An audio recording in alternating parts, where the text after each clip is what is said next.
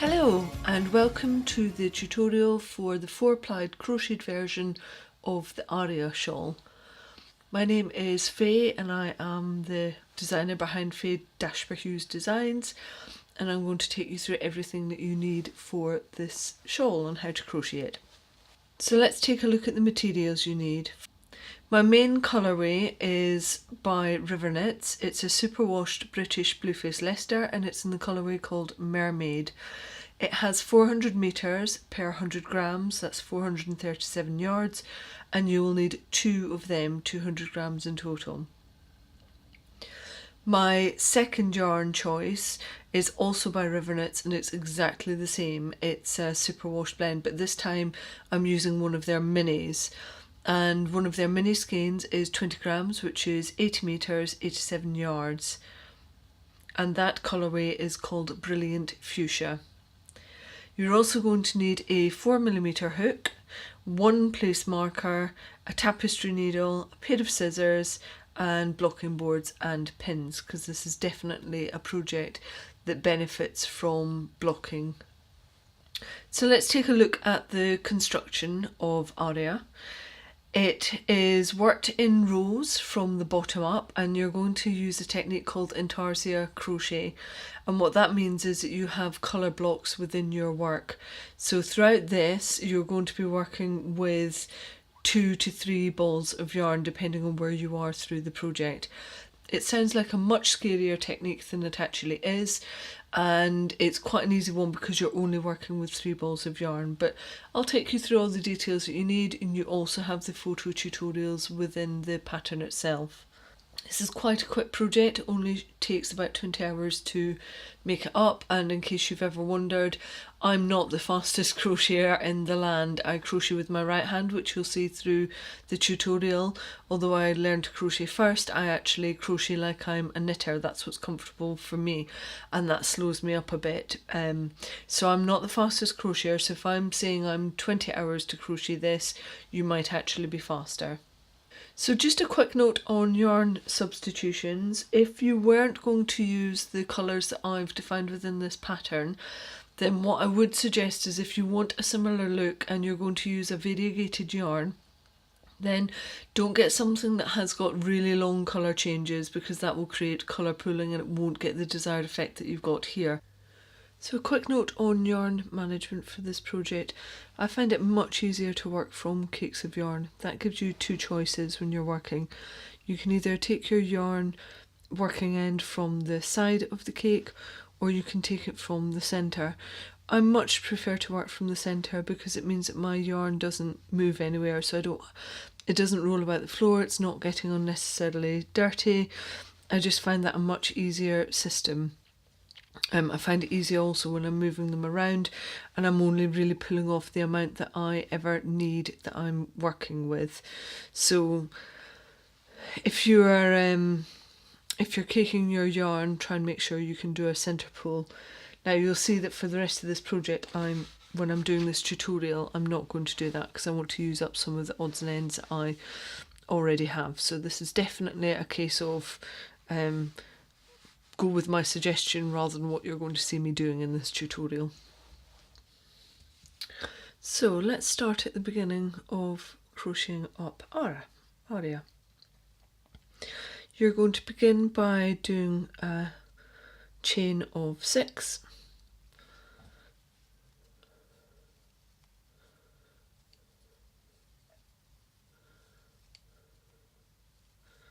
And that is in yarn B, because you're going to start with a triangle and they're always in yarn B. And then row 1, you're going to do 1 double crochet, that's UK terminology, so single crochet in US, in the 4th chain from the hook. So let's count back, there's 1, 2, 3, 4, so that's 1 double in there.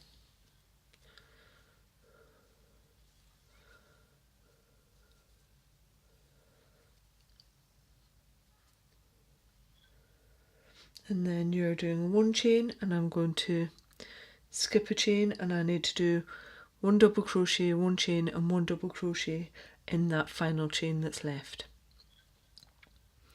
So there we go, I've skipped that one, going into the final chain, and that's a double, a chain, and a double crochet. Now throughout this project your turning chains do not count. So what I actually have there that are stitches that are count is 1, which is the double just made, 2 the chain, 3 the double, 4 the chain, 5 the double. So I have 5 stitches which are made up of 3 doubles, 2 chains, and the 3 turning chains do not count here and throughout. You'll see that at the end of every single row you have got a stitch count, and at the end of the stitch count there's a circle, so you can tick off all of your row counts. So that was row 1 done. Row 2, chain 3, and you're going to do 1 double crochet in the chain space, and that chain space is the one that you've just made in between the 2 double crochets. This can be a little bit hard to find to begin with, but as you work through the project it will become more obvious. So you're looking for the legs of the double, one side to the other, and there's my chain space there. So I've chained 3 and I need to do a double crochet,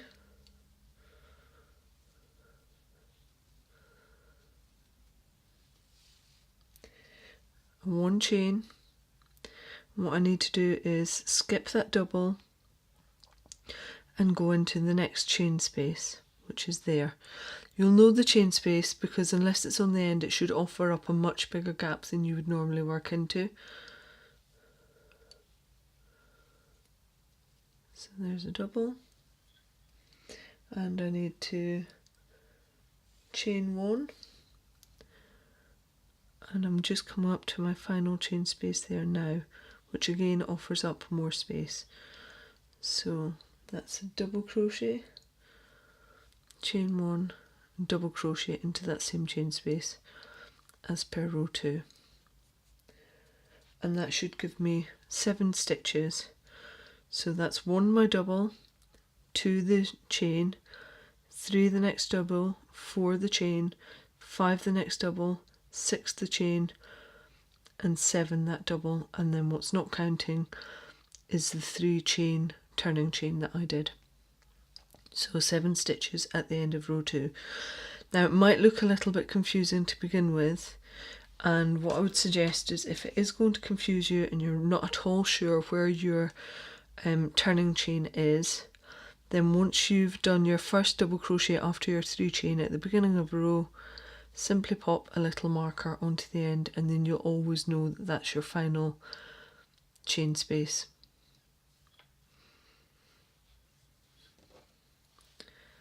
So turn my work, and I'm going to continue with that row repeat, noting that every single time you do a fresh row you're increasing your count by 2 stitches. So row 3 is then just a continuation of row 2. I've turned my work and it's a chain 1, 2, 3, and that first double crochet is going to go into the chain space. Now you might find it easier to look for your loops on at the top, so you know that that's going to be a double crochet, a chain, and a double crochet. So therefore your chain space has to be in underneath where that chain was. So that's 1 double crochet in there. Like I say, if you need to, and your chain spaces will become more evident as you work through the piece, but if you need to, just pop a little ball pin or a marker in there. So there we go, it's green. I know I'm working on my wrong side. I know that that is my chain space. I've done my first double crochet, so that's my first stitch. Single crochet US, so there's 1, chain makes 2, double crochet into the next chain space, which should be quite a bit bigger because it's just made up of a chain. 3, chain is 4, into the next chain space for a double crochet is 5, chain is 6, and I'm going into this final chain space that was made with the turning chain, and that's 7 with a double crochet, 8 with a chain, and 9 with a final double crochet, and that is row 3 completed. So I have 9 stitches, not including the 3 turning chain, and with every row it has increased by 2 stitches. So I've just come to the end of row 10 and I should have 23 stitches, and I just want to show you again how it is that I'm counting them out. So this was the end of my row, so I have 1, 2, 3, 4, 5, 6, 7, 8, 9, 10, 11, 12, 13, 14, 15, 16, 17, 18, 19, 20, 22, 23, which is what I've got as my row count, and then the 3 turning chain which do not count within the row count. It's also easier, you can probably start to see the stitch pattern coming out now, and you'll see that it's easier to work out where the chain spaces are, because you'll easily see the legs of your double crochet, and then the chain space has got a nice big gap to be crocheting into. So you should be able to pick out any double crochet and see where it is that your chain space would go into. Okay, so I'm going to move on to row 11 because I want to show you how you do the colour changes. So chain 3, 1, 2, 3, double crochet into the chain space, which is in there. Remember, if you're struggling to find it, look back because it's going to be in between your 2 double crochets. So double crochet and chain, where your chain is, that's where your chain space is. So that's a double crochet, chain 1, and you're skipping a stitch, which is the double crochet, and you're going into the chain space with a double crochet, chain 1, skip that double crochet into the chain space, chain 1, skip and miss that one, into the chain space. It's such an, when you get it, it's such a lovely, easy stitch to memorize and work with because it creates such a lovely flat crochet fabric. It's easily one of my favourite crochet stitches to do. I use it a lot in the designs because it looks so different from some of the other bulkier crochet stitches you get.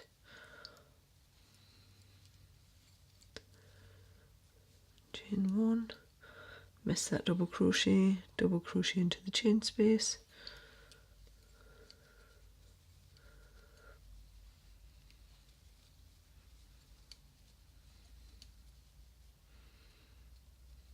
and I'm now coming up to my final chain space, which was made with the turning chains. So that is a double crochet, chain 1, and a double crochet, but because I'm doing a changeover of colour at this point, I need to do something different. So to do that, you always change your colour on the final yarn round hook of the stitch before you need it. So I'll place my hook through, yarn round, pull up a loop, and before I do that final yarn round hook, what I'm doing is bringing in my new colour. So that's yarn A on the hook, and that is coming through. And now if you can see, what that means is that my stitch is finished off perfectly in yarn B, and I'm ready to start off in yarn A. And it's lovely and neat, so definitely try and make sure that that is something that you do.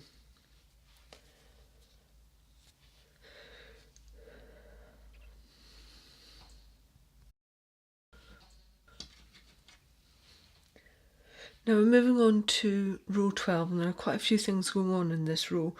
One of the things that we need to do is trap down yarn B, and by trapping it down, what you're trying to do is bringing it back to that centre stitch. What that means is that you're then going to carry it up the next few rows, and it's there ready for you to start working with again. If you don't want to do that, your alternative is to cut it, join it back up after you've done the standard rows, and then you've got it there again for the Intarsia rows, but that gives you a lot more ends to weave in, which you don't necessarily want or need. So I would suggest you trap them down instead. But to do that, you need to know where the centre of your work is. Now, the easiest way that I find to work that is in the centre of the bottom, which should be a chain space. Then you should have a double crochet, chain space, double crochet, chain, double chain, double chain, double chain. And at this point, going into row 12, you should be place marking the centre. It should be going into a chain space. I've provided details for this in the photo tutorial so you can see exactly where it is, but you should be able to see a nice little lines of double crochets coming down there, which are straight down the centre of the work. So that's what you're trapping yarn B down to this point. So I've just finished row 11, I'm coming on to row 12, and I've already joined yarn A ball 1. I've turned my work, and what I need to do is chain 3. I've added the place marker to the centre of my work, and I've now finished with yarn B for now, because I'm not using that for the stitches. But what I do want to do is trap it down so that I'm carrying it along the back of my work and keeping it to the centre. So at the moment it's kind of presented on the front there, and what I need to do is take it back. So I've done my chain 3 and I'm going into my chain space, and what I want to do is trap down both the end of my new yarn and yarn B when I make that stitch. So can you see that they're lying across my hook, and I'm going to yarn round hook, pull up a loop, and when I do that I'm not pulling either of these yarns to the front of my work, I'm keeping them at the back. Yarn round hook, pull through 2, and then continuing in the pattern sequence. So I'm doing a chain, there's no way of trapping the yarns down in the chain. I'm skipping that double crochet, I'm going into the next chain space, and at the same time I'm placing those 2 yarns over, yarn round hook, pull up a loop, yarn round hook, pull through 2, and again you can see that those 2 yarns are trapped on the back and they're not coming through onto the front of my work. Chain, skip 1, into the next chain space, trap down those yarns, chain, same again, into the next chain space, trap down those 2 yarns. Now if you prefer to weave in ends, then that's an option for you. You don't have to do this. You could break yarn B and join it back in. I just don't really like weaving in ends, so I tend not to wherever possible. And I'm going into my final one there, which I've place marked, which means I've taken yarn B now all the way back to the centre stitch.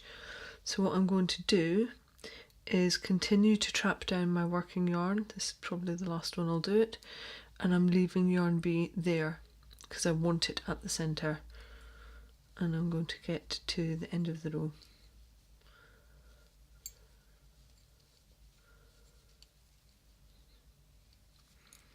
You should definitely feel more confident about finding where the chain spaces are now that you're working into.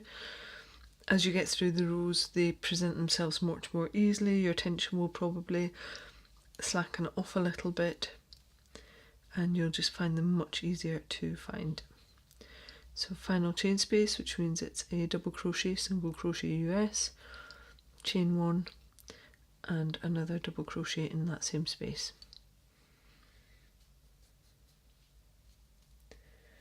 That is the end of row 12.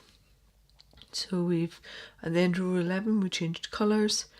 We've trapped down yarn B, so it's now at the centre, ready to be worked. I've also trapped down my yarn tail from adding in yarn A ball 1, and I'm ready to move on to row 13, which is a repeat of row 2 again. The only difference is, if you want to, you can trap down your yarn B again, which pulls it up one more row, and I'll show you how that works when I get there. So chain 1, 2, 3, double crochet into the chain space,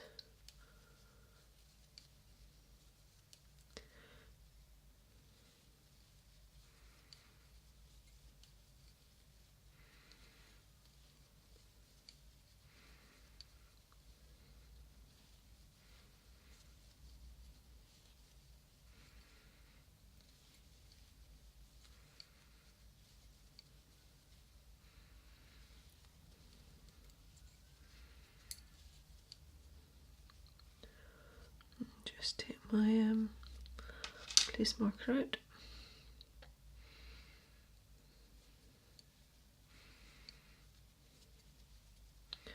And what I want to do, actually I should have done it the stitch before. So that was my chain. And all I'm going to do is, it's the exact same, but I'm doing it from the wrong side this time. So yarn B is over my hook, hook goes through, yarn round hook and pull up a loop. And I'm still keeping it on the back of my work, it's not coming to the front. Yarn round, pull through 2, and that's trapped yarn B up 1 row higher, ready to be used in the Intarsia rows. And let me just go back and put a place marker back into that centre stitch, which should be a chain space. There we go.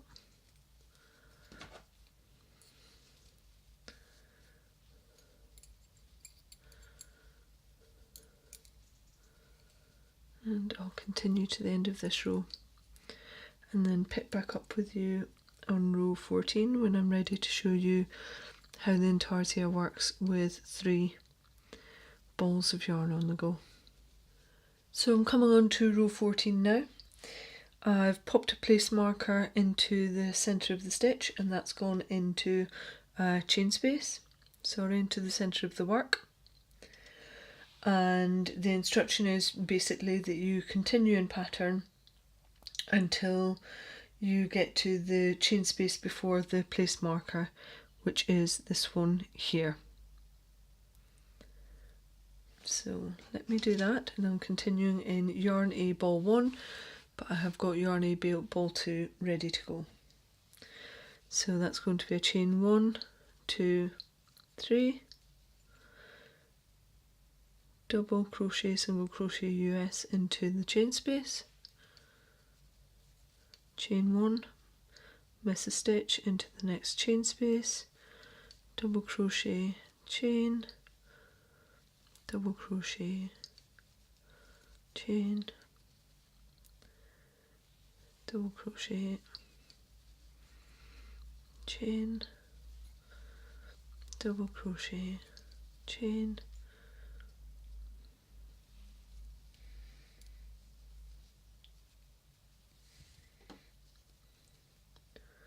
and chain. So I'm now 1 chain space before the place marker. So it doesn't mean the chain space that the place marker is in, it's the one before, which is this one. So what I need to do is do a double crochet into there, but before I've finished it, I am going to be changing into yarn B. So yarn through, yarn round hook, pull up a loop, and rather than finishing off in yarn A ball 1, I am moving over to yarn B. So yarn round hook, pull through 2, and that finishes off that double crochet in yarn A ball 1, but changes me over to yarn B, ready for the first part of the Intarsia. And then what I need to do is chain 1 in yarn B, take up my place marker, and I'm doing 1 double crochet into that first stitch that's marked in your colour chart as yarn B, and that's the centre of the shawl.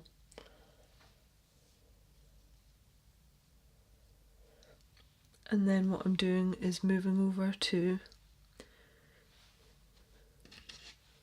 ball 2, because ball 1 is staying on the right hand side of my work with the right side facing.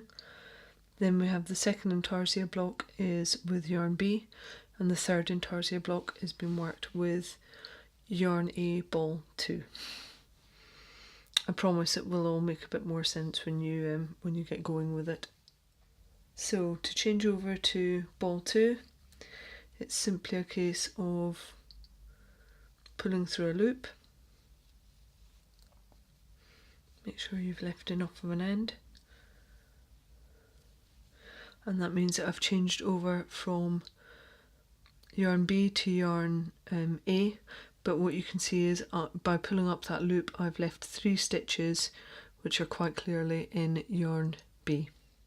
And then I'm just continuing in pattern, so I'm going to miss that double crochet and I am doing a double crochet into the next chain space, chain, miss double crochet into the chain space, chain 1, double crochet in the chain space, chain 1, double crochet in the chain space,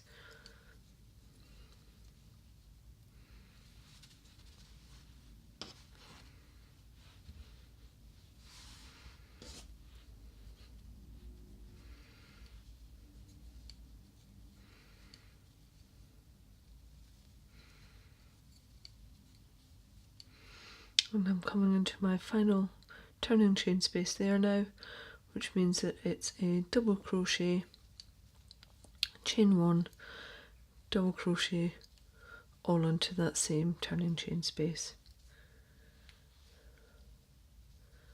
And there you can see that is row 14 finished. So that's how it starts to look on the right side, and with every subsequent row you're going to be adding 2 stitches into this triangle space here. That's not an increase in terms of increasing the stitches, they're still happening at the end of every row. Instead what you're doing is increasing the number of stitches that are being moved over into yarn B. So that's how it looks on the right side. This is how it looks on the wrong side. You know it's the wrong side because it's where all of your tails are coming out of. So when you're working the Intarsia crochet on the wrong side of a row, what the pattern calls for is for you to continue in yarn A ball 2. You're continuing in the pattern until the final chain space before the next yarn B chain stitch. So this is your next yarn B chain stitch, which means that the chain space before that is over here. So as it was with the row below, it's not this one here that the yarn B has created the chain space for, it's the one before that, so that's here. So let me do that. I've already changed my 3 and I'm working from yarn A ball 2. So I'm doing a double crochet into that initial chain space,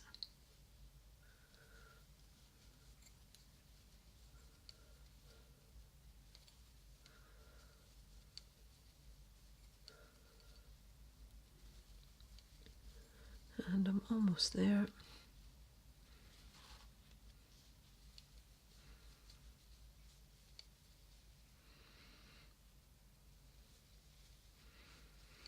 Okay, chain 1, and I've stopped just before I get to the double crochet in that chain space. So what I need to do here is do my double crochet, but I'm changing back into yarn B on this stitch as well. So my yarn goes through the chain space, yarn round hook, pull up a loop. Now on the previous row it was much easier because all of your work was on the right side. Here it's not, so when you're doing Intarsia crochet and you're working on a wrong side, then what you need to do is pull your outgoing, so your old working yarn, to the front of your work, get your new working yarn and put that to the back of your work so it's there ready to be worked with. And I'm going to yarn round hook and pull through both loops. So that finishes off that double crochet in yarn A, and it means I'm ready to start with yarn B, which is a chain 1, and then I'm going into that chain space, doing my double crochet, chain 1, and going into that next chain space and finishing off that double crochet. And then exactly the same thinking applies. So I'm bringing what is now my old working yarn to the front because I don't need that anymore. I'm getting my yarn a cake 1 and I'm placing that to the back because that's my new working yarn, and I'm doing a chain 1 with that yarn. And what that does is that leaves me 1, 2, 3, 4, 5 stitches in yarn B. The row below it was 3, so we've increased it by taking up more of the yarn A stitches up to 5. The next row was 7, the next row was 9, 11 and so on. And then this is ready to continue to work in pattern. So we've done the chain, that was done with the colour change, and then it's a double crochet, chain, double crochet, chain, double crochet, chain, double crochet, chain, double crochet, chain, double crochet, chain, and then double crochet, chain, double crochet, all in that final stitch to create the increase.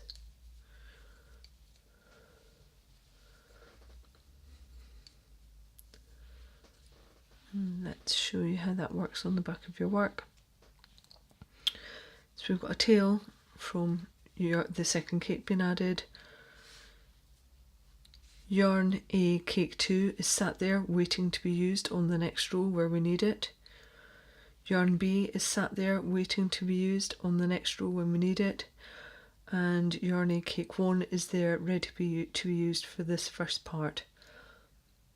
So cake 1 in yarn A is always going to be used for the left hand side on a wrong side row, which is also the right hand side on a right side row. It's also the one that gets carried and used when you just have these 2 plain rows in yarn A. And this one will be carried up behind it, there are instructions for that. And then yarn A cake 2 is always used for the right hand side of a wrong side row and the left hand side of a right side row. And you just leave, if you're not working with the yarn, you just leave it sat there ready to be picked up and worked as you need it. So I'm going to do a couple more rows just to take you through it, and I'll keep it at real speed. So if you need a little bit more video content on that, then watch these. I'll try and keep the yarn out the way. So I'm working a right side row, which is the easier of the 2 to work, and it's a chain 1, 2, 3. I'm doing a double crochet into that initial chain space, and remember, if you're not sure where it is, work backwards. That was a double crochet, that was a chain, that was a double crochet, therefore under the chain must be the chain space. Popping a double crochet into there, chain, skipping that double crochet and I'm going into the next chain space, chain, skip the double crochet, go into the chain space, double crochet, chain, double crochet, chain, double crochet, chain, double crochet, chain, and I'm now at the chain space before the next yarn B changeover, which means although I'm double crocheting into it, I'm changing the colour on the final yarn round hook. So I'm on the right side, so I'm just leaving cake 1 there. I'm picking up the yarn from yarn B, yarn round hook, and pulling it through. And that's the colour change. Then I'm on a chain and a double crochet into that first chain space, chain, double crochet, chain, double crochet, and you finish off all of that double crochet before you change the colour here. So there's my yarn A cake 2, and I do a chain with that, and that should give me 1, 2, 3, 4, 5, 6, 7 stitches in yarn B. So I've just done my chain with that, so I'm straight into a double crochet using yarn A cake 2, and I do this all the way to the end, double crochet chain, until that last turning chain space, which receives a double crochet, a chain and a double crochet.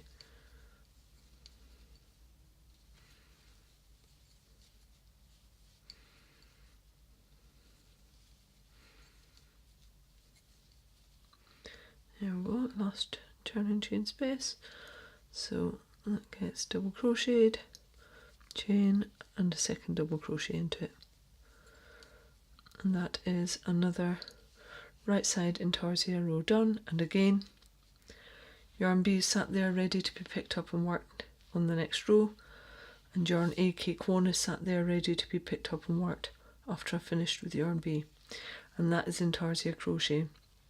I'll show you one more row on the wrong side, so before I start that I'm moving my yarns from left to right so that they're in the right order that I'm going to be working with them.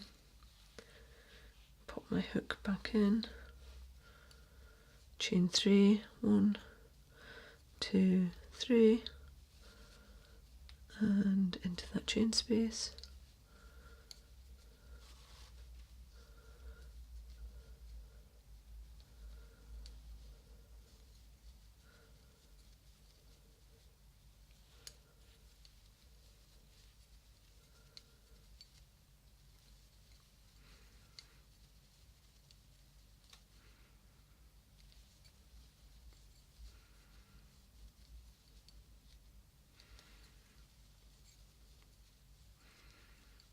Okay, and I'm now at the chain space before that yarn B is showing. So that's a hook in, yarn round hook, pull up a loop, bring my old working yarn to the front, and that's going to sit there and wait till it's required. Bring my new working yarn to the back, which is yarn B, yarn round hook, and pull through 2, chain 1. And this is where it gets slightly more interesting. Because you're carrying up the yarn, you'll see that there's this little diagonal leg here. You want to make sure that you are trapping that down and still going through into the chain space. So there's my double crochet, chain, double crochet, chain,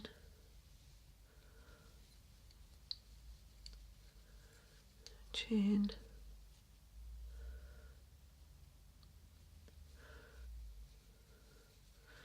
double crochet, and I'm about to swap this over, so that comes to the front as my old working yarn, new working yarn goes to the back, and you do a chain with that new working yarn. And let me just do the double crochet to show you. I should have 9 stitches in yarn B. 1, 2, 3, 4, 5, 6, 7, 8, 9.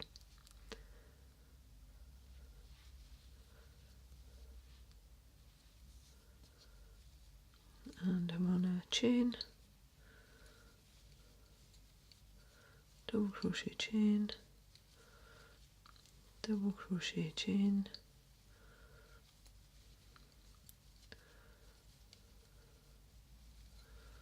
and coming up to the end of this row,